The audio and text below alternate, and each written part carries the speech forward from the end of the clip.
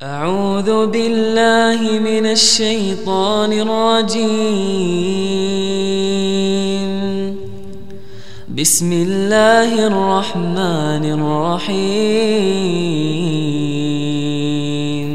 السلام عليكم ورحمة الله وبركاته. الحمد لله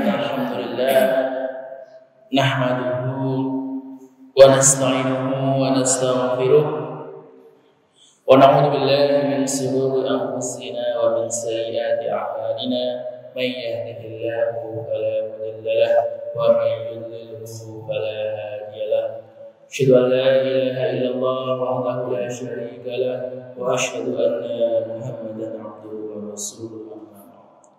Alhamdulillah, segala puji marilah kita panjatkan kehadirat Allah Subhanahu wa taala yang telah memberikan kepada kita begitu banyak nikmat, dari nikmat kesehatan badan kita, nikmat keluhan waktu kita, dan yang paling utama adalah nikmat keimanan dan keislaman dalam hati kita, sehingga pada pagi hari ini alhamdulillah kita masih diberi kesempatan untuk menyambut hari ke-16 di bulan Ramadan ini.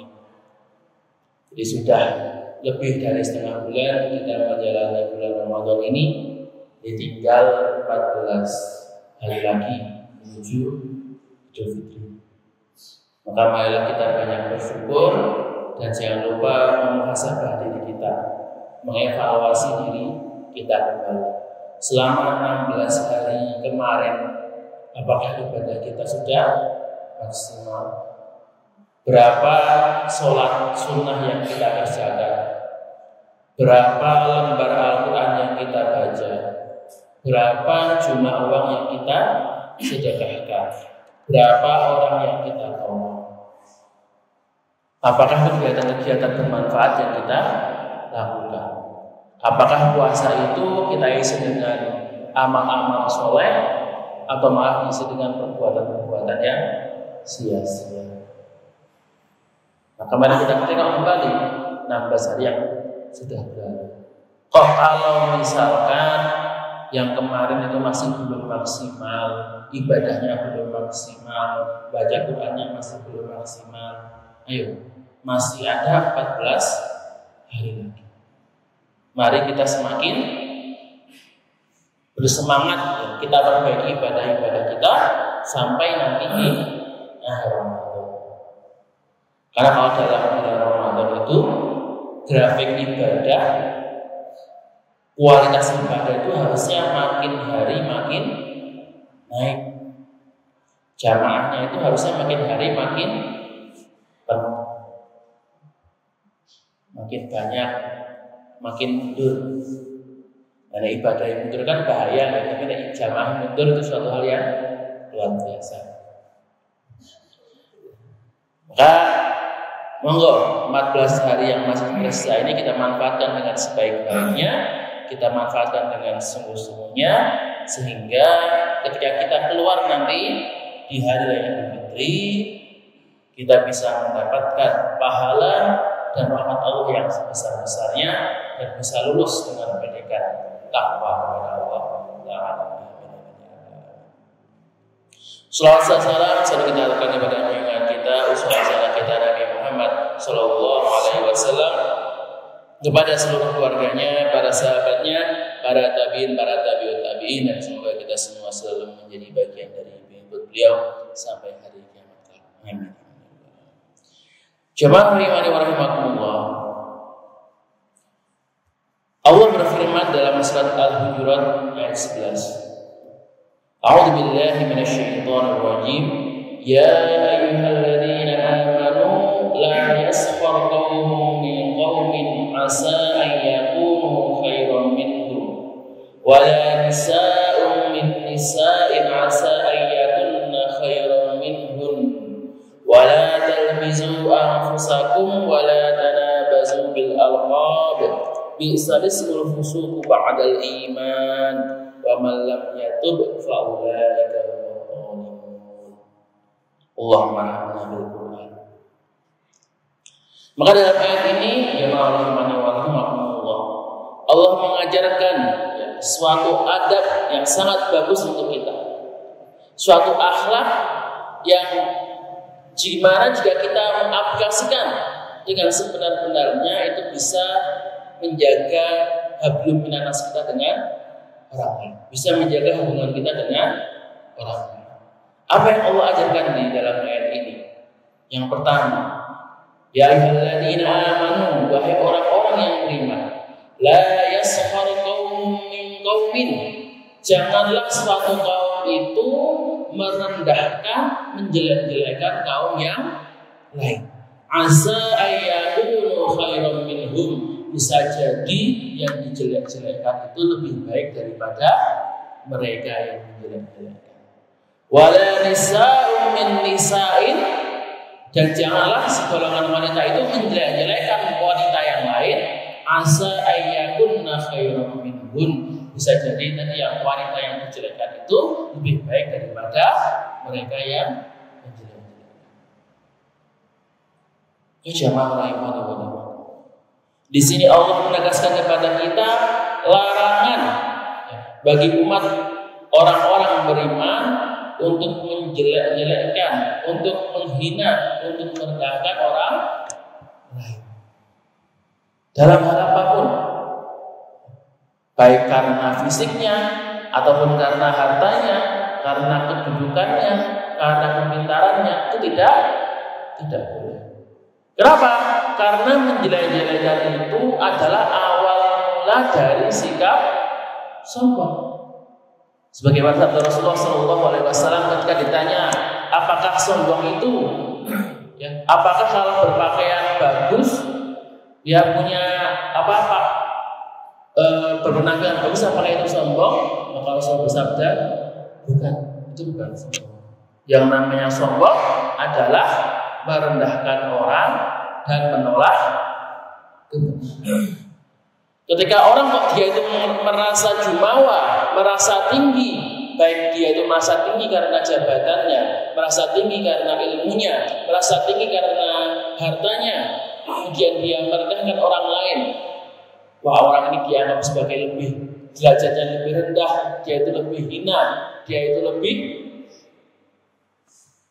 kastanya itu di bawah dirinya, maka seperti itu adalah salah satu cikal bakal dari sifat sombong. Dan ini jelas dilarang oleh Allah Subhanahu wa Ta'ala. Maka kalau orang itu merasa dia itu punya ilmu yang tinggi, sudah S1, S2 sampai S3, dia punya harta yang melimpah, dia punya jabatan yang tinggi, jangan merendahkan yang secara lahir itu di bawahnya. Yang lulusan S3 luar negeri, jangan merendahkan yang cuma lulusan SD. Yang jabatannya sampai Pak Bupati, Pak Gubernur, jangan merendahkan orang yang hanya jadi rakyat biasa. Kenapa? Kata Allah, asa ayyakunu khairan minhum. Bisa jadi yang jabatannya lebih rendah tadi, yang orangnya lebih miskin, yang ilmunya lebih rendah, itu di mata Allah derajatnya itu lebih tinggi. Di mata Allah dia itu lebih bertakwa, lebih soleh, lebih taat kepada Tuhannya. Memang secara lahiriah kelihatannya lebih rendah, tapi Allah tahu walaupun dia itu miskin, dia itu jelek, dia itu nggak punya apa-apa, nggak punya kedudukan, pendidikannya tidak tinggi, tapi dia taat kepada Allah, dia ikhlas ketika beribadah kepada Allah, sehingga Allah tempatkan kedudukan yang tinggi. Dan Rasulullah SAW juga mengancam bagi orang-orang yang sombong, yang merasa dirinya di atas orang lain.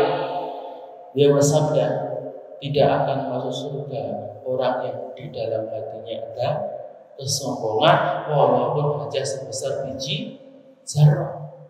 Zarah itu unit terkecil dalam bahasa Arab itu kalau mau menyebutkan benda-benda yang paling kecil itu namanya zarah. Ada yang menyebutkan kalau misalnya kita lihat cahaya nyorot itu kan ada debu-debu yang berterbangan gitu ya. Nah itu zarah itu seperti itu. Kesombongan sekecil itu saja itu bisa menghalangi orang untuk masuk ke dalam surga. Apalagi sombongnya yang sebesar batu, orang yang sombongnya sebesar gunung, tentu lebih susah lagi. Itu yang pertama, larangan untuk merendahkan satu sama lain. Kemudian Allah Subhanahu wa taala meneruskan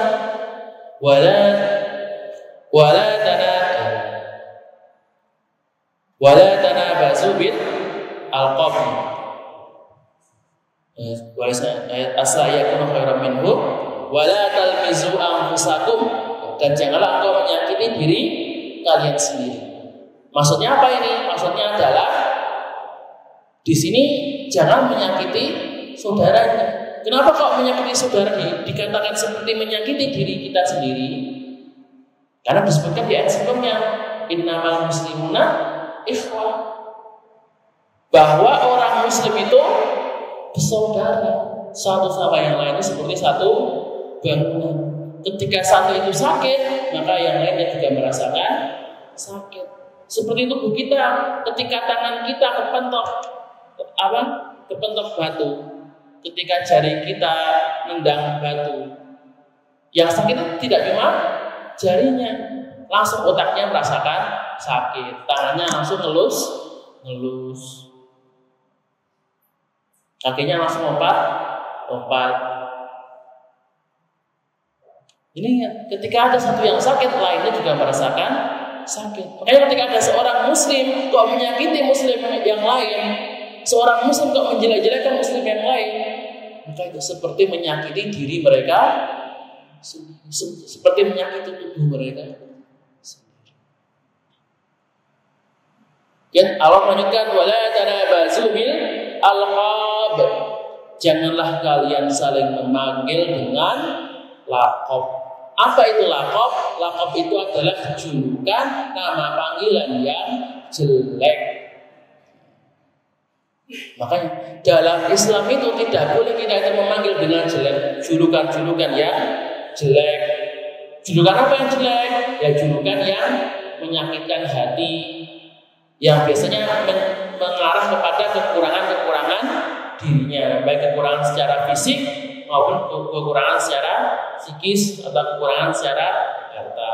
Kan ada panggilannya kalau pendek, kontet, cebol. Kalau yang tinggi, tiger, yang listrik. Kalau yang gendut, bola, gentong. Atau panggilan-panggilan seperti itu. Atau mungkin panggilannya kalau mukanya jelek dibilang gendruwo. Atau kalau yang kecil, bocil itu kadang dipanggil uyul. Nah, ini panggilan-panggilan seperti ini tidak dilarang sama Rasulullah. Rasulullah sudah pernah bersabda dalam sebuah hadis yang diriwayatkan oleh Abu Jubairah bin Addaha, bahwa saat itu ketika beliau itu berkunjung di Bani Rasulullah itu berkunjung di Bani Salamah, maka orang-orang di Bani Salamah itu memanggil nama orang itu dengan julukan. Jadi bukan dengan nama aslinya. Sampai ada seorang dari Bani Salamah berkata kepada Nabi Rasulullah, sesungguhnya ketika dipanggil itu saya tidak suka. Saya tidak senang kalau dipanggil seperti itu.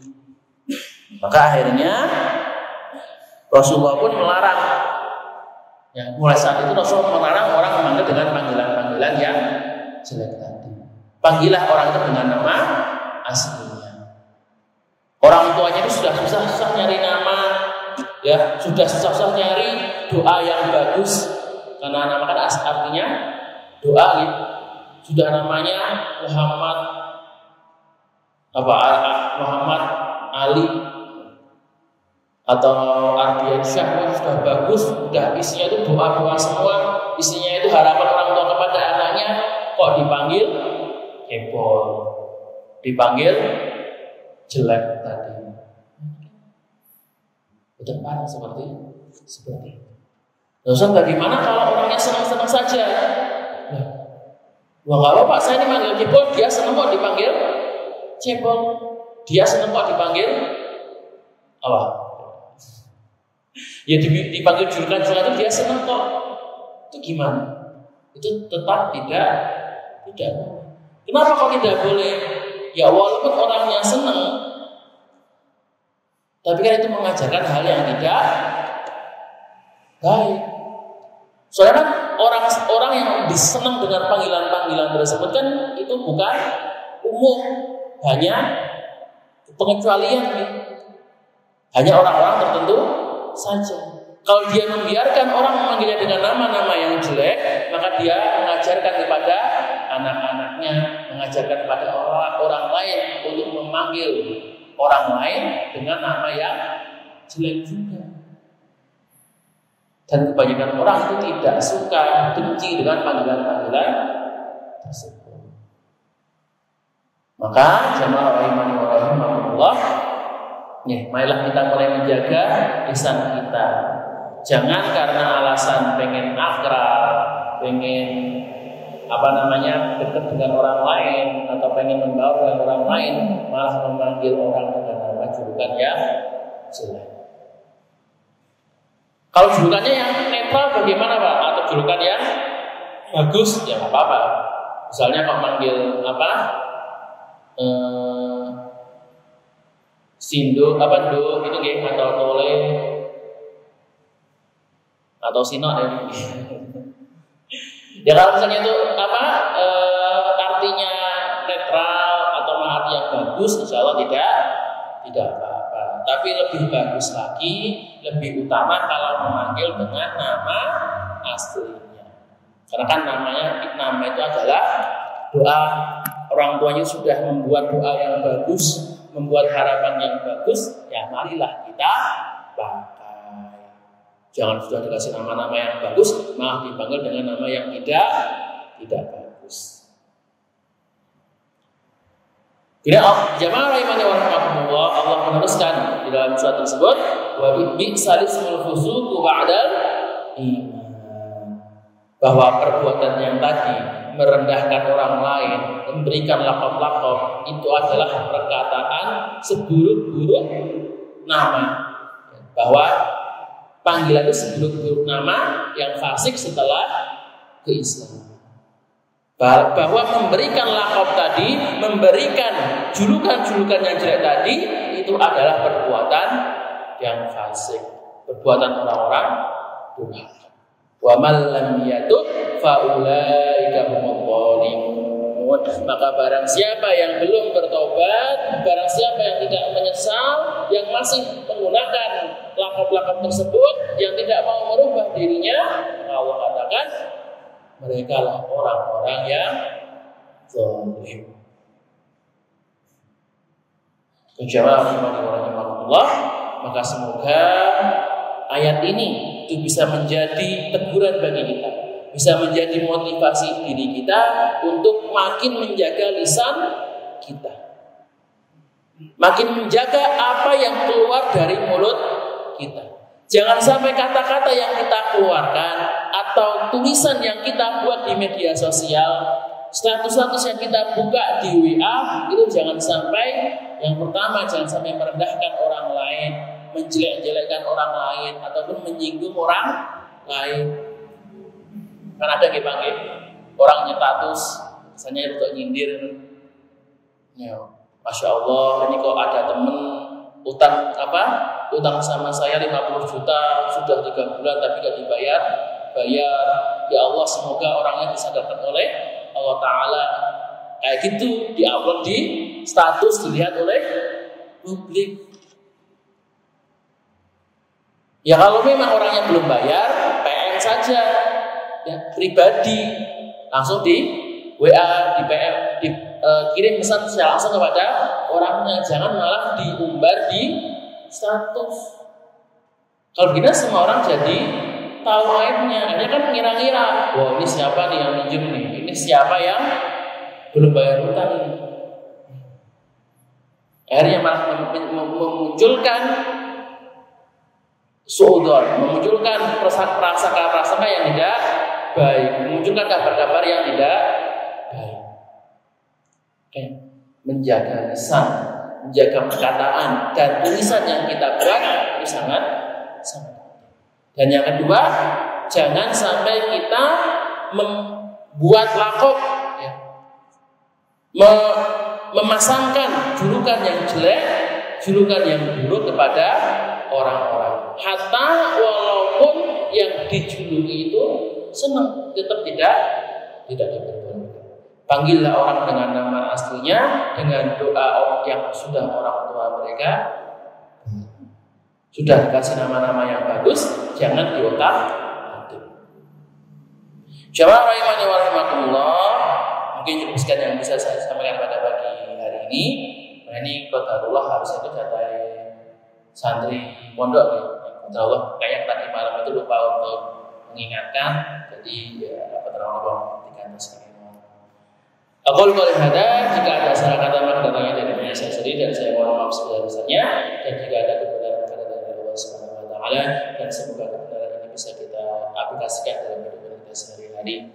Bila ada hidayah wa ridha wal inayah nun wa qama masturun fastabiqul khairat subhana rabbika rabbil izzati amma yasifun wa salamun alal mursalin walhamdulillahi rabbil alamin. Assalamu alaikum warahmatullahi wabarakatuh.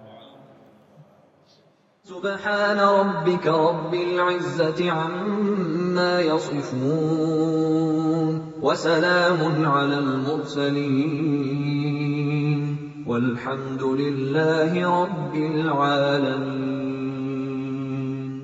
صدق الله العظيم.